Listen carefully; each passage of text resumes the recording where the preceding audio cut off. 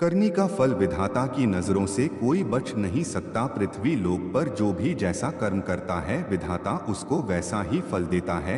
आज हम यह कथा के माध्यम से आपको बताएंगे इंसान को उसके कर्मों का फल कैसे मिलता है। अब हम अपनी कथा प्रारंभ करते हैं। बहुत समय पहले की बात है। किसी गांव में बाबूलाल नाम का एक पेंटर रहता था। वो बहुत ईमानदार था, किंतु बहुत गरीब होने के कारण वो घर घर जाकर पेंट का काम किया करता था। उसकी आमदनी बहुत कम थी। बहुत मुश्किल से उसका घर चलता था। पूरा दिन मेहनत करने के बाद भी वो सिर्फ 2 वक्त की रोटी ही जुटा पाता था। वो हमेशा चाहता था कि उसे कोई बड़ा काम मिले जिससे उसकी आमदनी अच्छी हो, पर वो छोटी काम भी बड़े लगन और ईमानदारी से करता था।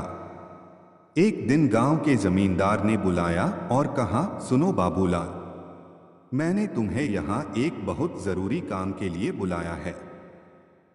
क्या तुम वो काम करोगे? बाबूलाल, जी हजूर, जरूर करूंगा। बताइए क्या काम है? जमींदार, मैं चाहता हूं तुम मेरे नाप पेंट करो और ये काम आज ही हो जाना चाहिए। बाबूलाल, जी हजूर, ये काम मैं आज ही कर दूंगा। सामान लेकर जैसे बाबूलाल आता है वो नाव को रंगना शुरू कर देता है। जब बाबूलाल नाव रंग रहा था तो उसने देखा नाव में छेद था। वो सोचा अगर इसे ऐसे ही पेंट कर दिया जाएगा तो ये डूब जाएगी। ऐसा सोचकर वो छेद को भर देता है और नाव को पेंट कर देता है।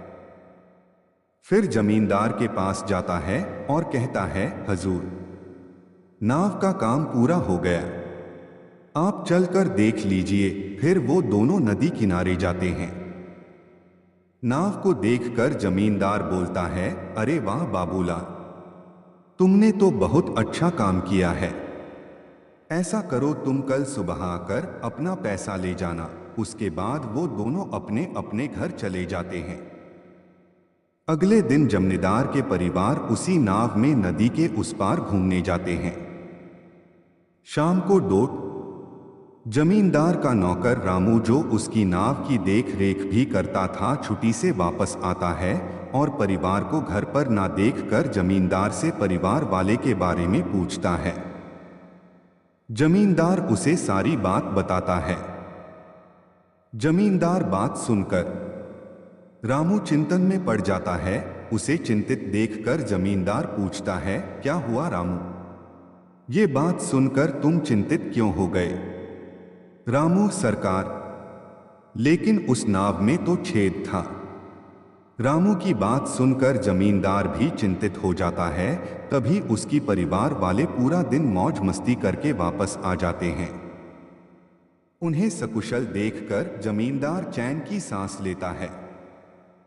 फिर अगले दिन जमींदार बाबूलाल को बुलाता है और कहता है, ये लो बाबूलाल, तुम्हारा मेहनत का पैसा, तुमने बहुत बढ़िया काम किया है, मैं बहुत खुश हूं। पैसे गिनने के बाद बाबूलाल हैरान हो जाता है क्योंकि वो पैसे ज्यादा थे। वो जमींदार से कहता है, हजूर, अपने मुझे गलती से ज्यादा पैसे दे दिए हैं। जमींदार, नहीं बाबूलाल, ये मैंने तुम्हें गलती से नहीं दिए, ये तुम्हारी मेहनत का ही पैसा है, क्योंकि तुमने बहुत बड़ा काम किया है। तुमने इस नाव की छेद को भर दिया जिसके बारे में मुझे पता भी नहीं था।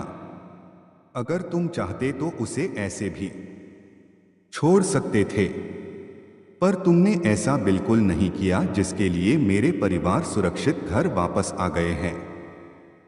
दोस्तों, अगर आपको हमारी कथा अच्छी लगी हो तो हमारे चैनल को सब्सक्राइब कर देना और अपने दोस्तों के पास शेयर जरूर करना है। प्रभु जो भी हमारे चैनल को सब्सक्राइब करें उसके घर में सुख शांति और उन्नति हो, उसके बिगड़े हुए काम बन जाएं। जय श्री कृष्णा, राधे राधे।